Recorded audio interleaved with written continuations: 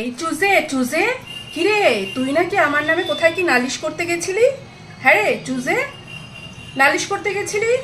আরে তুই তো আমার জীবনে কোনো তুই যে কেউ আছিস, কোনো একজন তুই পার্সন, তোর কোনো একটা চ্যানেল আছে, তোর কোনো একটা নাম আছে, এটাই আমি ভুলে গেছিলাম।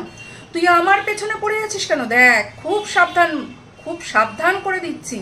আগের বারও একটা কাণ্ড ঘটিয়েছিলি, তখনও তোকে আমি কিচ্ছু বলিনি, শুধুমুধু আমার পেছনে লেগেছিলি, হালকার উপর দিয়ে ছেড়ে দিয়েছিলাম। এইবার আবার শুরু করেছিস চুজে।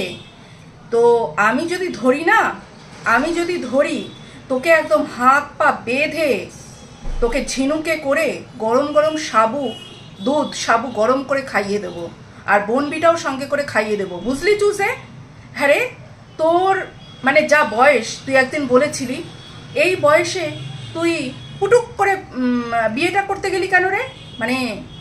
ওই তুই যাদের নিয়ে ভিডিও করিস তাদের মতনই কি অবস্থা হয়েছিল তোর? তাদের মতনই অবস্থা হয়েছিল। এই আজকালকার মেয়েরা, তোর বয়সী মেয়েরা, তারা নিজেদের কেরিয়ার তৈরি করতে ব্যস্ত থাকে এই বয়সে। আর তুই কি করেছিস? পুটুক করে বিয়ে করে তোর থেকে ছোট একটা মেয়েকে নিয়ে কন্ট্রোভার্সি করতে আরম্ভ করে দিয়েছিস। লজ্জা নেই চুজে? আমার ব্যাপারে গেছিস আরেক জায়গায় কি না নালিশ করে পেয়েছিস, বালিশ পেয়েছিস, ওই বালিশটাকে জড়িয়ে ধরে ঘুমাস। তুই কি বলছিস? আমার রুচি, আমাকে মনে হয় না তোর রুচিশীল।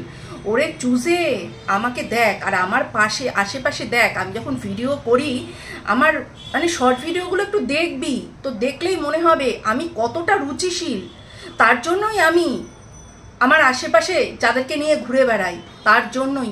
আর তোর একটা শর্ট ভিডিও আমি দেখেছিলাম রে চুজে।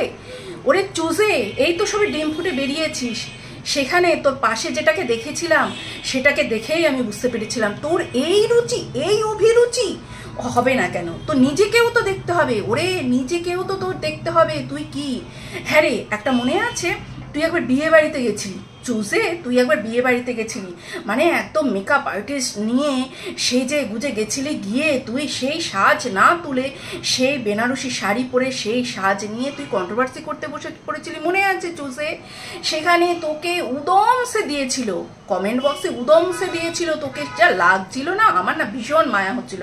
বিশ্বাস কর, একটা ছোট মেয়ে তো তুই, বিশ্বাস কর, তখন ভীষণ মায়া হচ্ছিল। আহারে, মেয়েটাকে কেন এইরকম বলছে, এখন বুঝতে পারছি তুই যে কি জিনিস। আর একবার পরিষ্কার করে বলিস তো, তুই আমার পেছনে লেগেছিস কেন? আর আরেকবার সাবধান করে দিচ্ছি, এই শেষবারের মতো সাবধান করছি, তুই আমার পেছনে যদি আর পড়েছিস, আমাকে নিয়ে আর একটা তোকে কোথাও কোনো কথা বলতে দেখেছি বা কোনো কিছু দেখেছি, কেননা তুই আমার জীবনে এক্সিস্ট করিস না। তুই যে একটা কোনো মানুষ, আমি তোকে কোনো মানুষ বলেই মনে করি না। তুই আমায় নিয়ে কোথাও যদি কিছু বলেছিস বা কোথাও কিছু করেছিস, দেখবি কি করবো বলতো? যেটা আলাদাভাবে যেটা করার সেটা তো করবই, কেননা অনেককে ছেড়ে দিয়েছি, অনেককে, আর না। আর একটা কি করবো বলতো? দরকার হয় আরেকটা আমি চ্যানেল খুলবো, কেননা এই চ্যানেলে সম্ভব না। আরেকটা আমি চ্যানেল খুলে সেটা শুধু তোকে উদমসে আমি দেবো। সাবধান হয়ে যা, এখনো বলছি সাবধান হয়ে যা। যেরকম কন্ট্রোভার্সি করছিস কর। আর তোর ক্যারেক্টার সার্টিফিকেট কে দিয়েছিল? ওই যে সেই দাদা, তোর দাদা, সেই দাদার ক্যারেক্টারটা, ক্যারেক্টার বলতে অন্যদিকে বলছি না, এই যে টুকু লাইভে বউকে নিয়ে কি, সেইগুলো আমরা সবাই জানি। তার কাছ থেকে ক্যারেক্টার সার্টিফিকেট পাওয়া তুই বোন, হ্যাঁ, তুই আবার অন্যর ব্যাপারে কথা বলিস। তুই আমার না কি বলবো, পায়ের নখটা যে কেটে ফেলে দিই, সেইটারও যোগ্য না, বুঝেছিস? সেইটারও যোগ্য না। তোকে না বলতে চাই না রে, আর বলতে চাই না। এই পর্যন্ত চুজে, কেননা আজকে আমার খুব ভালো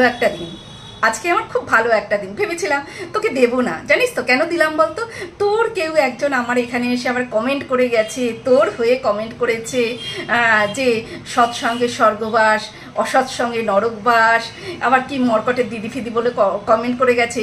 তার জন্য না এই 4-5 মিনিটের ভিডিওটা দিলাম। তো তাদেরকে বলে দিস এইরকম যেন কমেন্ট না করে, যদি কমেন্ট তারা করে তবে খাবি তুই।